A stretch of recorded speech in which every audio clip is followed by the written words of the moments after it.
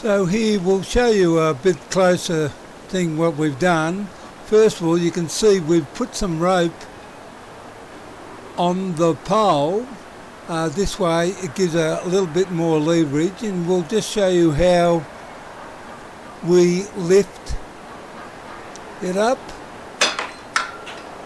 This is a 3-element 11-metre quad that we're lifting up here, and you can see the leverage is quite well. The pole is 21-foot pole, 2-inch aluminium pole, and what you do, we normally tie it to a peg here or stake, and we tie it off so it doesn't go back the other way.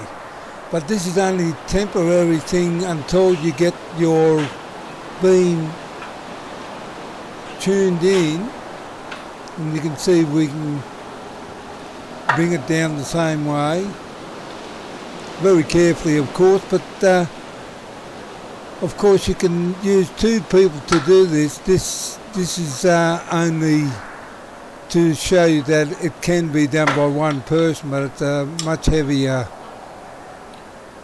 beam to lift up to.